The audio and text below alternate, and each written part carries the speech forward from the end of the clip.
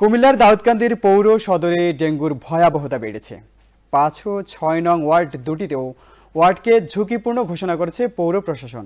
আমাদের কুমিল্লা জেলা প্রতিনিধি হাবিবুর রহমান মুন্নার পাঠানো তথ্য ভিডিওতে জানা যায়, দাউদকান্দি পৌর সদরে ৫ ও ৬ নং ওয়ার্ডের দেনারচর, সবজিকান্দি, দাউদকান্দি, সাহাপাড়া, বলদাখাল ও তুজার বাঙ্গা গ্রামগুলোতে বাড়ছে ডেঙ্গু আক্রান্তের সংখ্যা। গেল মাসে উপজেলা সরকারি ও বেসরকারি হাসপাতালে চিকিৎসা নিয়েছেন প্রায় ৩ শতাধিক রোগী। ঈদের পর রোগীর সংখ্যা কমলেও আতঙ্ক কমেনি। আজ গৌরীপুর হাসপাতালে চিকিৎসাধীন রয়েছে ৯ জন রোগী। দাউদকান্দি গৌরীপুর ভারপ্রাপ্ত আবাসিক মেডিকেল অফিসার ডাক্তার রিয়াদ মাহমুদ বলেন, জুন মাস থেকে এই পর্যন্ত হাসপাতালে ১০২ জন রোগী ভর্তি হয়েছে। তার মধ্যে উন্নত চিকিৎসার জন্য ২৮ জনকে ঢাকায় পাঠানো হয়েছে।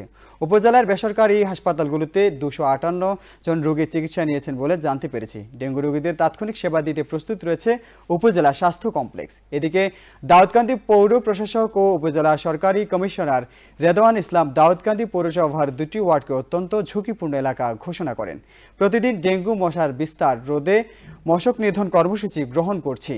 ফগার মেশিনের মাধ্যমে উচ্চমাত্রার ঔষধ প্রয়োগ করা হয়েছে বলে তিনি জানান। এদিকে কুমিল্লা দাউদকান্দি ডেঙ্গু আক্রান্ত রোগী ঢাকায় চিকিৎসাধীন অবস্থায় মারা গেছেন ৪ জন।